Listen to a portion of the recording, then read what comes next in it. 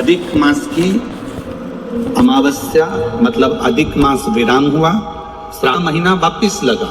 इन दोनों का जो मिलन का बिंदु था उस दिन एक पुष्प काय का, जरा जम के बोलिए, कनेर का पुष्प भूलवश अनायास अचानक वो पुष्प शिव पर समर्पित हो गया। प्रदोष काल में कर देखिए मेरा शिव ऐसी करुणा करेगा, 15 दिन के अंदर ही आपको खुशियां मालूम पड़ेगी। पुरुषोत्तम का अमावस्या, पुरुषोत्तम की अमावस्या। तुलसी की लकड़ी पानी में घुमाकर, लकड़ी नहीं हो तो माला तो होगी, जल में भ्रमण कराकर, जल में घुमाकर, तुलसी की लकड़ी को जल में डालकर स्नान जो करता है, मात्र घुमाना है, लकड़ी डालकर नहीं रखना है, घुमाकर अपने पूजन वाले स्थान पर रखना, या पानी में पहले से घुमा लो, उस पानी को ले जाकर डाल दो। अमावस्या स्नान जो जीव करता है पुरुषोत्तम की अमावस्या का, शिव महापुराण की कथा कहती है जितनी वर्ष में सोमती पड़ती है, सोमती अमावस्याएं पड़ती हैं, शनिचरी अमावस्याएं पड़ती हैं, सारी अमावस्या का पुण्य उस जीव के खाते में चला जाए। अमावस्या का स्नान शिव महापुराण की कथा कर रही है। अमावस्या अधिक मास के 30 दिन पूरे हो रहे हैं। अमावस्या का दिन था, दूसरे दिन अधिक मास का जब संजोग होता है, विराम का दिन होता है। आपको कथा में भी पहले कहा, मेहमान तुम्हारे यहाँ रहते हैं जब तक बच्चों को कुछ नहीं देते हैं। मेहमान जिस दिन जाते हैं 200-500 रुपए बच्चों को दे जाते हैं। अधिक मास का विराम का दिन वापिस मध्य का प्रारंभ का दिन वापिस हो जाता है। जब अधिक मास विराम होगा 33 कोटि देवता, यक्ष, गंधर्व, देवता, पितर सब उस दिन लुटाते हैं, संपदा देते हैं, बेबहू देते हैं। और उस दिन भूल से भी अगर एक कनेर का फूल शंकर भगवान पर चढ़ जाता है तो जिंदगी का सारा भंडार प्राप्त हो जाता है। एक पुष्प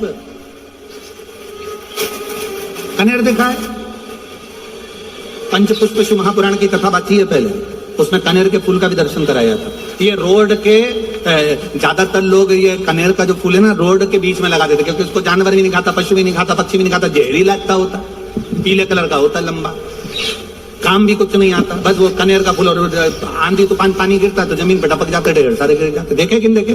अरे बोलो तो जम के, देखा है ना? उसको बकरी भी नहीं खाए, पशु भी नहीं खाए, पक्षी भी नहीं खाए, जानवर भी नहीं खाए, जहरीला कनेर का पीला पुष्प। भूलवश आज राजा नल और दमयंती जा रहे थे, उनको फूल नहीं मिले, शिव जी को समर्पित करने के लिए कोई पुष्प ना मिला। इनको अंदाजा नहीं है कि आज अधिक मास का विराम है। आज नहीं ज्ञात था कि 33 कोटि देवता अपना भंडार लुटाने के लिए तैयार रहते हैं। 33 कोटि देवता भूलवश। सोमती अमावस्या का फल ही यही है कि जिन वर कन्या का विवाह नहीं होता, जिन लड़का लड़की का विवाह नहीं होता, जिन पति पत्नी में आपसी में टकरार चल रहा हो, अदालत तक बात पहुंच गई हो, जिस घर में शांति नहीं रह रही हो, आपस में क्लेश बड़ा मचा हो, ऐसी हो गया मन में कि अब ये तनाव बहुत बढ़ गया है, संबंध टूट जाएगा, तो निवेदन है सोमती अमावस्या के दिन आप भी सोमती अमावस्या के दिन पीपल के वृक्ष के नीचे जाकर उस पीपल की पूजन कर अमावस्या का बड़ा महत्व, उनको सिंदूर चंदन समर्पित कर कच्चे सूत के साथ परिक्रमा करिए। साथ बने तो साथ, वैसे तो इस बार लगाओगे तो आपके जीवन में सुख आएगी। और ये वो सोमती अमावस्या पड़ रही है जिसको सोम पुष्प कहा जाता है। भगवान शंकर की सुबह आप 108 फेरी लगाएं, चाहे दाने से लगाएं, चिरंजी से लगाएं, जिससे भी लगाएं, पीपल की पूजन करें, जल अर्चना करें। इतना निवेदन करता हूं कि आपके घर में अशांति नहीं हो सकती, परिवार में प्रेम जरूर करेगा। निवेदन है जिसके घर में क्लेश बहुत मचा हुआ है, या कोई पैसा खाकर चले गया, धन नहीं दे रहा, रुपया नहीं दे रहा, और बहुत मशक्कत कर लिए, हाथ जोड़ लिया, पांव पड़ लिया, रुपया नहीं दे रहा, तो काली तिल्ली को पानी में गला दीजिए और पानी में गलाकर उसको सुबह पीस लीजिए। सोमती अमावस्या के दिन सुबह पीसकर एक कटोरी में उसमें पीला चंदन मिला लीजिए, उसको लेकर जाइए, एक लोटे में दूध और जल लेकर जाइए, 5 बेलपत्र लेकर जाइए, शंकर के मंदिर में पहुंचिए, शंकर जी के शिवलिंग को, वो जो तिल आपने पीसी है उस तिल को आप मिक्सर में मत पीसना, हाथ में कूटी, हाथ से कूटिए या कोई बैलन से या कोई वस्तु से उसको पीसिए और पीस कर उसका उत्तन तैयार करिए, उसमें चंदन मिलाकर शंकर के शिवलिंग को समर्पित करिए, शंकर के शिवलिंग को लगाइए। केवल शिवलिंग को ही नहीं, भगवान शंकर की संपूर्ण जलाधारी पर जहां शंकर भगवान की बेटी अशोक सुंदरी है, कार्तिकेय जी हैं, गणेश जी हैं, उस पूरे जलाधारी में जहां पार्वती मैया भी विराजमान है, उस जलाधारी को समर्पित करिए। समर्पित कर त्रिपुण लगाइए, अपनी 3 उंगलियां उसी चंदन पर फेर कर अपनी कामना कर बेलपत्र चढ़ा दीजिए। 5 या 7 बेलपत्र आपके भाव से आप शिव को समर्पित कर दीजिए। समर्पित कर हाथ में कलश लेकर, दूध और जल मिला हुआ पात्र लेकर शंकर को समर्पित करिए और बाबा भोलेनाथ से विनती करिए कि जिस व्यक्ति ने हमारा धन खाया है, जिस व्यक्ति ने पैसा रख लिया या कोई लेकर चले गया या कोई ऐसा काम हो गया कि वो धन आ ही नहीं रहा है, बहुत तकलीफ में है, तो बाबा से विनती करो। मुझे पूरी उम्मीद है कि सोमती अमावस्या इस बार आप जो कर रहे हैं, अगली सोमती अमावस्या जब आएगी, इतनी प्रसन्न चित्त में आप ये पूजन करेंगे, वापिस करेंगे और पूरे परिवार समेत करेंगे। जब आपका धन आ जाएगा, वैभव हो जाएगा, वापिस उसको धारण करिए।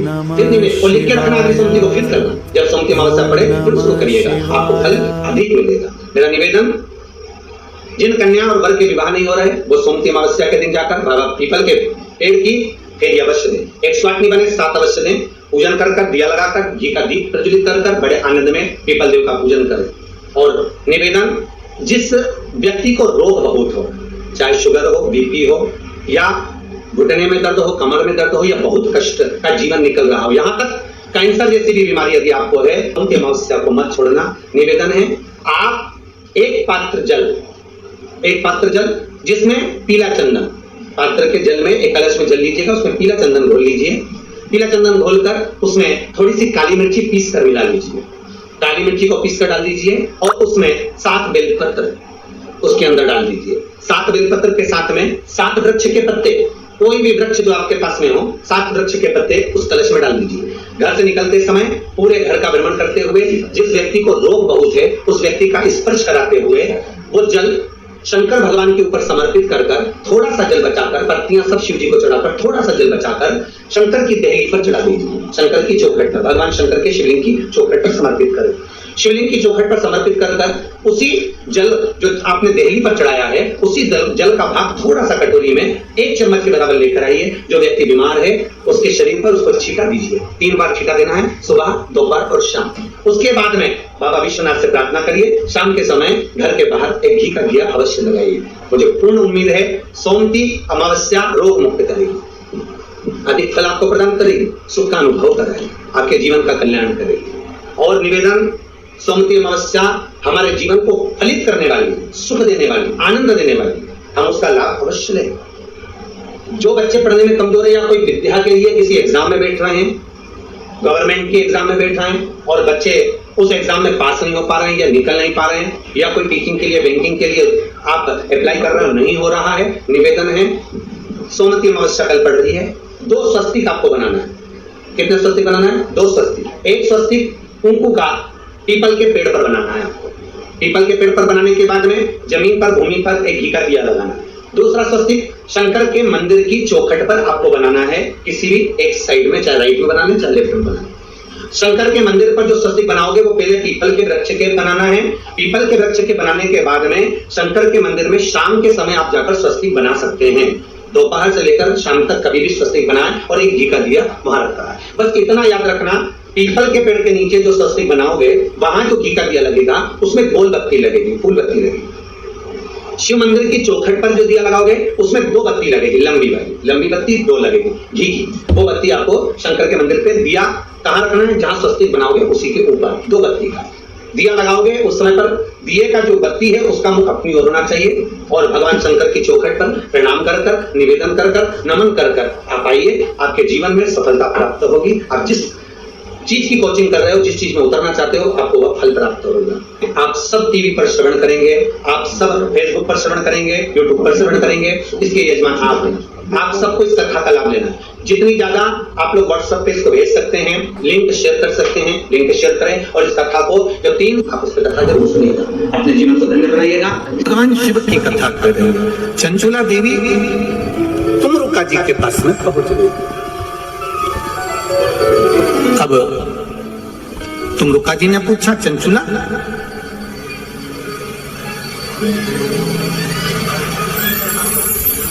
तुम यजमान ढूंढने के लिए गई थी शिव महापुराण के लिए, किसी को जोड़े से बिठाना है, आप ढूंढने गई थी, कोई मिला? चंचुला देवी कहती है मैंने पार्वती जी से पूछकर शिव जी की आराधना करी, भगवान शंकर को जल चढ़ाया, शिव जी की पूजन करी, पर शंकर भगवान प्रसन्न ही नहीं होते, प्रकट ही नहीं होते।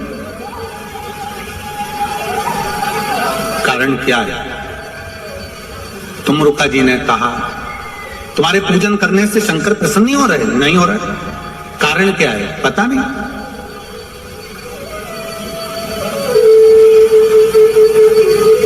तुमरुका जी ने देवऋषि नारद को बुलाया, नारद जी आए, श्रीमन नारायण, श्रीमन नारायण। नारद जी ने आकर पूछा तुमरुका जी क्या बात है, आपने मुझे याद किया, बोलो क्या बात है? ये चंचुला देवी शंकर जी की आराधना कर रही है, जल चढ़ा रही है, सब कुछ कर रही है, इसके बाद भी शिव पार्वती जोड़े से आकर कथा की यजमानी क्यों नहीं बनती? कहा, देवऋषि नारद ने कहा कि ये जब जल लेकर जाती है जल भूमि पर गिर जाता है।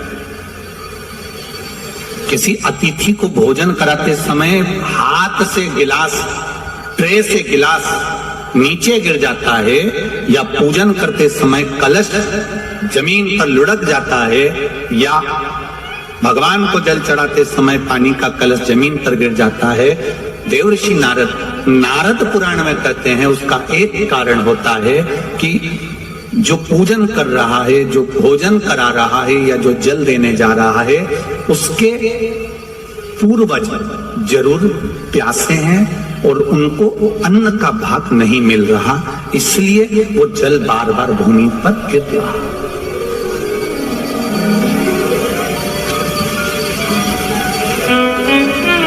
आपके साथ में भी अगर ऐसा होता हो, आप मंदिर में जा रहे हो और पानी लुढ़क गया, कलश छूट गया, गिलास किसी को पानी का दे रहे थे, छूट गए, समझना हमारे पूर्वज, हमारे पितर, हमारे कुलदेव, हमारी कुलदेवी, हमारा स्मरण, कोई प्यासा है, कोई भूखा है, वो हमसे कुछ मांग रहा है, इसलिए हम उसको तो प्रसन्न नहीं कर पा रहे और दूसरे को प्रसन्न करने में लगे। हम कई बार कथा में कहते हैं, आज फिर कह रहे हैं, घर में धर्म पत्नी विराज रही है, घर के अंदर धर्म पत्नी रह रही है, तू कभी भी उससे प्रसन्न होकर बात नहीं करता, और ना जाने फोन पर जब भी बात करेगा तो चेहरे पे स्माइल रहती है। बोलो, जितने लोग बैठे हैं जरा ध्यान से बोलना, और जितने लोग कथा टीवी पर सुन रहे हैं, आप घर के व्यक्ति को प्रसन्न नहीं कर पा रहे और दुनिया को प्रसन्न कर लिया तो उसका फल मिल जाएगा। पितृ घर के दुखी, देव घर के दुखी, कुलदेव घर के दुखी, और आप दुनिया को जल दे रहे, उसका लाभ क्या? तो कहा इसका कोई कारण तो जरूर है, इसका कोई तत्व तो जरूर है, इसलिए मेरे शायद ये जल जो है प्रसन्न नहीं हो रहे हैं। इसका कारण क्या हो सकता है? तो कहा इसीलिए प्रसन्न नहीं।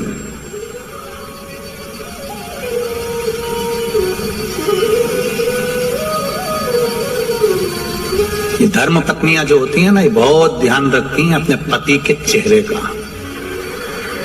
ये केवल करवा चौथ पे चेहरा नहीं देखती है, तो इस अंदाजे में मत रहना कि करवा चौथ अकेले व चलनी में मुंह देख लिया। ये वो करवा चौथ पे जो मुंह देखती हैं, उस स्माइल को बाकी के दिन की स्माइल से मैच करती रहती है पूरे साल।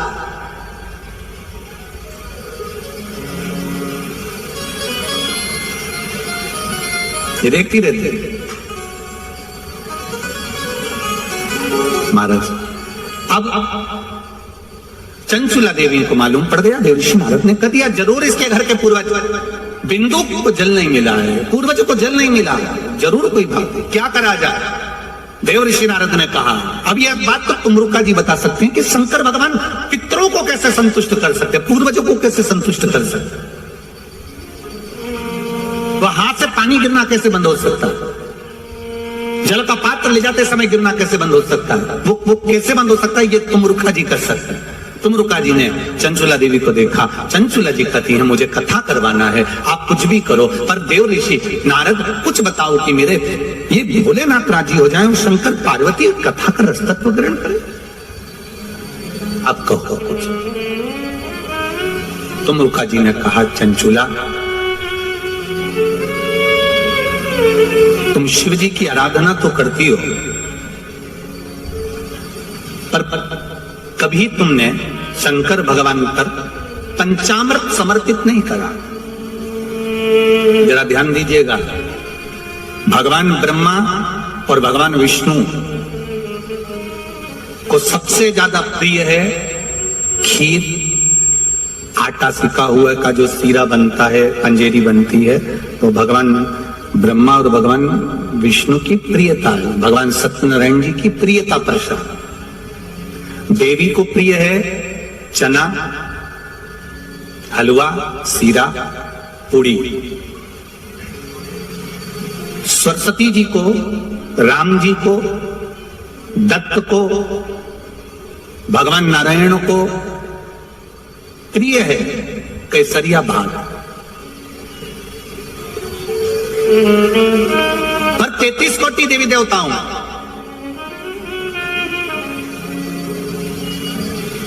केवल एक भगवान देवाधिदेव महादेव ऐसे हैं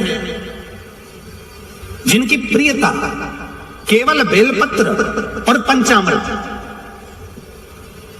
अब जरा अच्छे से समझ जाना, बहुत ध्यान लगाकर सुनना, बेलपत्र और पंचामृत है।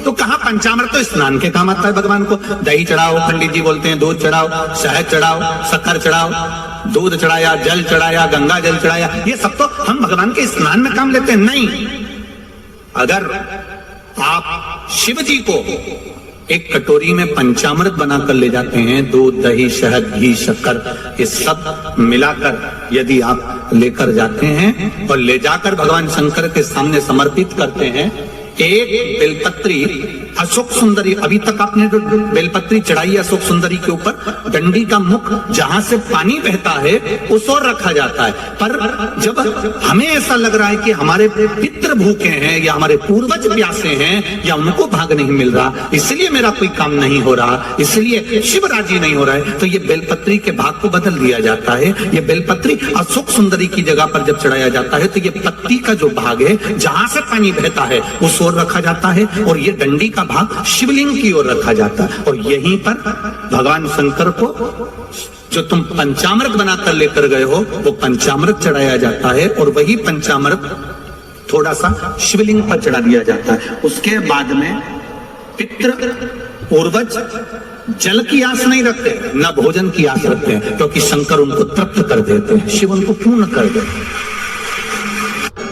पितरों को कभी गोल बत्ती नहीं लगती। आप मटके के पास में, परिंदे के पास में, जल के पात्र के पास में कोई भी अगर दिया लगाएंगे तो वहां गोल बत्ती रखकर लगाएंगे तो घर में लक्ष्मी नहीं टिकेगी। कई लोग कहते हैं कि परिंदे के पास, मटके के पास में, पानी के स्रोत के पास में जहां जल भरते हैं, हंडा रखते हैं, टंकी रखते हैं, वहां पर मटके के पास बत्ती लगाओ, दिया लगाओ, पितर शांत रहेंगे। तो पितरों को शांत करो, मना नहीं है, पर दिया लगाने का नियम है कि पितरों को अगर आप दिया लगा रही हो मटके के पास, परिंदे के पास, या अमावस्या के दिन पितरों के लिए अगर दीप लगा रही हो तो गोल बत्ती अगर लगाओगी तो कार्य कभी सफल नहीं होगा। धन आएगा जाएगा, टिकेगा नहीं। इसलिए पितरों के लिए अगर दिया लगाना है, पूर्वजों के लिए दिया लगाना है, पितरों के लिए अगर दीप लगाना है तो लंबी। अमावस्या के दिन आपको लगता है कि हमारे पूर्वजों का उद्धार नहीं हुआ, हमारे पूर्वजों का कल्याण नहीं हुआ, कहीं अधोगति में कोई चला गया है, उसका बस एक बार, रोज नहीं जरूरत है, प्रतिदिन जरूरत ही नहीं, महीने में एक बार अगर अमावस्या के दिन भी आपने चंदन के थोड़ा सा चंदन अगर मेरे देवाधिदेव महादेव को 7 स्थान पर समर्पित, 7 स्थान शिवलिंग के बताए हैं जहां पर भूल से भी अगर कोई चंदन की उंगलियां लगा देता है, 7 स्थान ऐसे हैं जहां चंदन की मात्र उंगलियां लगा देने से ही शिव पितृलोक के पितरों को मुक्ति प्रदान करके वैकुंठ लोक का निवास दे जाते हैं। 7 स्थान।